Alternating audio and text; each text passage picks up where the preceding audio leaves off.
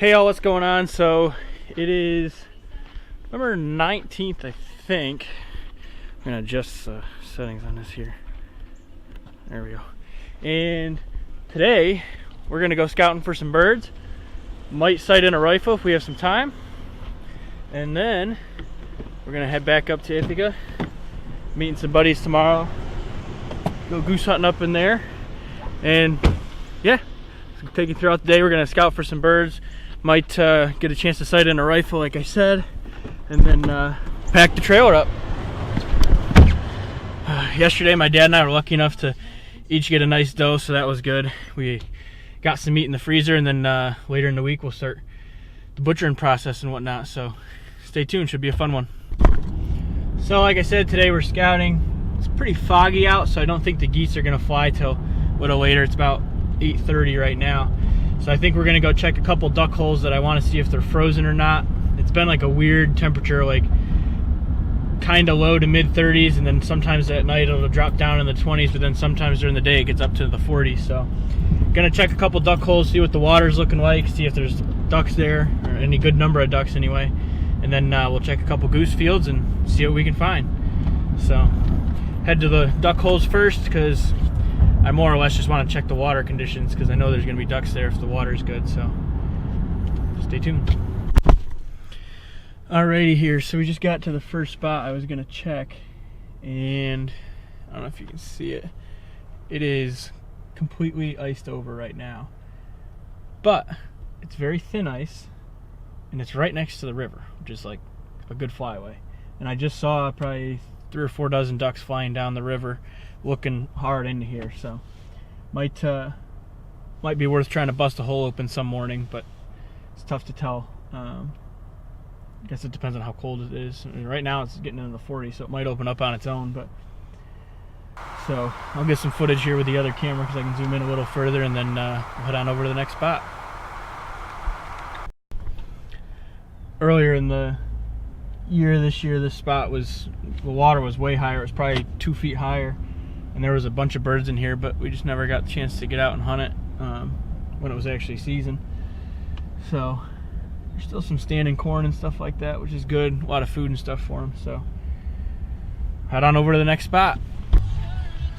So what's going on? We're here at our next spot. Kind of made sure I took the way that went along the river, so didn't see a ton of birds. Saw a few geese and stuff like that.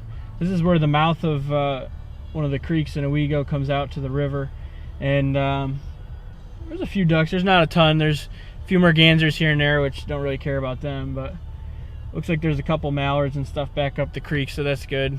And sometimes when it gets really cold, this whole area just gets absolutely loaded with ducks all around the, I don't know if you can see them, I'll get the other camera out, but all around the other islands and things like that. There's a bunch of islands and little back eddies and things, and it'll just get loaded with ducks when the ducks are really here. We got our first kind of cold snap, so I'm thinking it pushed some ducks down. It didn't push a ton down. It hasn't gotten, sub-zero yet, but once that happens and stuff up north starts to really freeze, we'll be good to go. So gonna get out and glass here a little bit, and then we'll head on over to our next spot. Alrighty, so we're here at the excuse me, here at the next spot. This probably looks familiar. This is the Black Bridges here in Owego, and sometimes there's good ducks here, sometimes there's not very many ducks here, but some of you might know these bridges kind of mean a lot to me. It's kind of where the whole name comes from. I'll link that video up here. And then kind of wanted to take a second to talk about kind of why I've been a little silent the past few weeks, and then kind of where this whole thing is going. So kind of the end goal for all of this and what I'm thinking is I want this to eventually be a transitional rehab facility for disabled veterans that transitions them from traditional rehab to more of a functional outdoor-based type of rehab setting. So kind of I've had this grand idea, and I've had a bunch of ideas on how to get there and things. So I'm still a college student at Ithaca College, a physical therapy student, and so I've been kind of talking to professors and things like that, trying to get some mentors to help me on this whole journey and this process, just because it's a lot of things I want to do, and there's a lot of things I have to do to get there, and I want people to be able to help me out with that. And so I went and talked to one of the mentors I have is the dean of the business school, actually, and he told me about a business idea competition that they had this fall. And when he told me about it, the first phase was like in 4 days. So I quick scrambled, got everything together, kind of made a plan, made a pitch, presented it to a panel of judges. We got lucky enough to make it to the second round, which was also the final round. There's only 2 rounds for this competition. So then, and that was the next week. So then we had a lot more prep that we had to do and things like that. So we presented it to a panel of judges, and they gave us an award for kind of our idea and gave us some monies to help us work towards that idea, which was great. And so yeah, kind of, I'm a physical therapy student. I like photography and film. I like the outdoors and hunting, obviously. And to kind of combine all that together, I'm going to build a transitional rehab facility for disabled veterans. And then kind of the whole idea with that is they'll either come from the hospital, where the hospital says, hey, you're good, you can go home because you can walk and cook, but they still can't go hunting or fishing or camping or whatever. Well, then they would come to my facility, and they would live there. We would help them rehab. We would take them hunting. We would take them fishing, teach them how to use new adaptive equipment, teach them new ways to do things and whatnot. And then kind of how we're going to get there. So right now we're kind of focusing on more of the short films. Like we made our first one, The Recovery. Going to get a few more of those out. Keep doing the tutorial videos. We're getting a lot of positive feedback from you guys. Thanks for that. And then I just got my guide's license, so maybe start taking some people hunting, start doing some volunteer hunts for conservation organizations and things like that, veteran organizations and whatnot. And maybe opening a guide business and then opening the rehab facility after that. I'm not really sure where all this is going to go. All I know is everyone I've talked to thinks it's a great idea, and we've had a lot of great support from friends and family and mentors and things like that. So that's it's kind of what we've been doing the past few weeks. It's kind of where all of this is going. The name Blackbridge means a lot to me, and I think it's a good idea, and I think it's something that'll be successful, and it's going to happen. It's just a matter of how long it takes me and how we get there. So we're busy, and we love making the videos for the viewers too. We love your feedback and things like that. We love when you guys say, hey, can you make a video on this? Or, hey, great video, that was a good point I hadn't thought of. Or, hey, I like the video, but you could do this to help make it better. Love that kind of stuff. Love getting the feedback. It's super helpful. Makes my life a little easier because then I know what you guys are looking for. So be sure to leave something down in the comments whether you like the video or even if you don't like the video, so then we kind of know what to work on. And now we're gonna head over to the next spot, so stay tuned. Alrighty, so just checked a few more spots and a whole lot of nothing.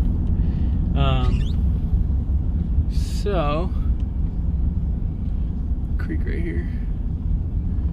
Gonna not anything, maybe a couple ducks there, but nothing too special. And so now I'm gonna go check a quick roost pond that sometimes holds a lot of birds, especially when a lot of the smaller water starts freezing up.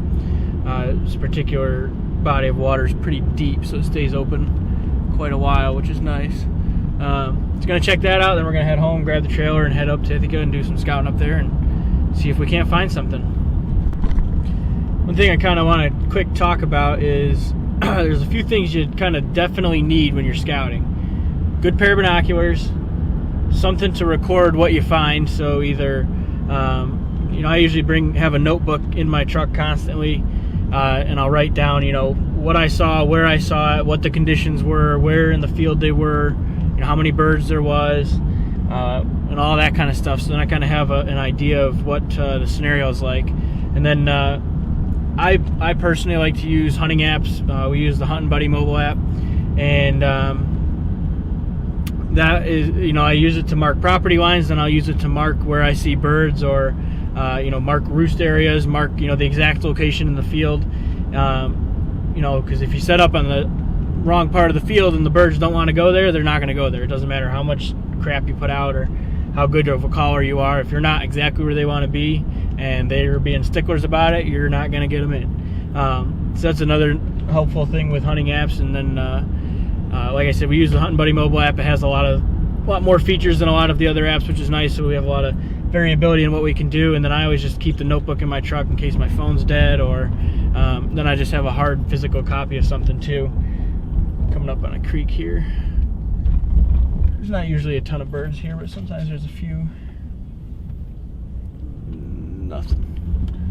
So we're gonna head out and so you got some binoculars, something to write your stuff down, gas. I'm at half a tank now, so it's not too bad, but definitely want to make sure you have a lot of gas, good cup of coffee, and you know, bring a phone charger. You can talk to your buddies. Can't tell you how many times we'll be out scouting and talking to buddies, and they'll say, oh, you know, we saw birds in this field a couple weeks ago or a day ago, and so hit that up and we'll go check that field or whatever. And then I bring my calls almost every time, so then when I'm in the truck driving around and listening to the radio, I can start blowing on my calls and blasting my eardrums out, and you know, good time to practice while you're scouting and everything like that. So good pair of binoculars or a spotting scope or something to record what you're seeing, gas, a lot of gas, and your calls so you can practice. Those are kind of the 4 things I definitely bring. Oh, and then a good cup of coffee, so 5 things. And some snacks, obviously, because we all get hungry, so stay tuned. Well, there's a few ducks on there, not much, but that's okay. Just means they must not really be here yet, or either that or I'm just not looking at any of the right spots. But so I'm gonna make a quick pit stop. My grandparents here, just say hi to them quick, and then head on up to Ithaca and see what we can't find up there. Alrighty, so kind of skipped a few steps in there. Well, got the trailer loaded up, got everything loaded up, just dropped the trailer off, and now we're heading up to a place we're thinking about hunting some geese in the morning. I'm gonna scout it quick, and hopefully they're there, and hopefully they're in the field that we can hunt. So be up there in just a few minutes. Hi, I'd like to call to reserve a field for tomorrow. Okay, what do you have in mind? Please. Okay, that is a no rifle zone, just so you know. Yeah, we're gonna waterfowl hunt it. Oh, okay. Yep. I don't think we can have that. Let me see here. Not during deer season, especially the first week. If I can take your number though. So you're not. Take your number down, then I will. If no one reserves it for today, like if no one else tries to call a deer hunt. Okay. Then I will. I'll call you, and then we can get you on there. Okay. Could I reserve a lake blind then, just in case somebody decides to deer hunt it? Yeah, that's fine. Okay. So I'll reserve then for the lake blind, if that's all right. Okay, yeah, not a problem. Can I have a last name? Yep, Ripic, R-I-P-I-C. First name? Jonathan. All right, and your co-op number? 1027. All right. Anyone else going to be hunting with you tomorrow? Yeah. His name is Adam. His co-op number is 4600. All right. So, what town are you guys coming from? We'll be coming from like Ithaca area. Okay. So what I'm going to do is I'll put a little star here so I remember to call you. And if no one reserves the I'll shoot you a call. Okay. And we'll get you on there for geese in the morning. All right. So you'll just call me later, and then if you don't call me, we'll just hunt the 4 blind. Yeah, I'll call you either way. Okay. Just to let you know. All right. It'll probably be around like 4:30. Okay. Yep. Perfect. Thank you very much. You got it. We'll talk to you later. Yep. Bye-bye. Bye. Okay, so for those of you that are kind of like, what was he just doing calling? Up here in Tompkins County, there's what's called a co-op, and basically farmers give the state permission to delegate hunters on their land. So all you have to do is sign up. It's completely free, and they give you a number, and you just have to call the day before to reserve property to hunt. And apparently in the first week of gun season, they don't like people waterfowl hunting the fields, so they save it for the deer hunters, which we didn't know because no one's told us that before. So he's going to call us back. If nobody's deer hunting in the field, we're going to goose hunt it. My buddy saw some birds in there yesterday, and then if somebody is deer hunting it, we're going to hunt the lake on a blind that's good for the wind. He lives up in here. We got some birds a little while back on the lake on one of the blinds, and then he's been seeing birds in the field, so I haven't been able to find much down our way in the fields that have birds in them. The farmers don't like us to hunt until after deer season, so we're going to give it a shot. But gonna scout a few more fields up here that we saw some birds in last time, maybe for a Wednesday hunt. But so stay tuned. Okay, make a long story short, got back from scouting, kind of took a little nap, had some dinner, and got everything packed. Get the light here. Got everything packed up in the trailer, and 1 second. Alright, so basically got all the goose decoys packed. We ended up getting the field we wanted. Nobody's gonna deer hunt it, so that was good. Yeah, meet them in the morning. Birds were hitting it yesterday. I didn't see any birds today, but I didn't see any birds in any fields really. I saw like 6, and then I saw a lot of birds on the lake, so I think they're at their midday loaf when I was out driving around. So it's supposed to snow tonight, which is good. We're just gonna lay right in the decoys with some snow camo, and should be a good time. Stay tuned. Hopefully we get some cool footage tomorrow.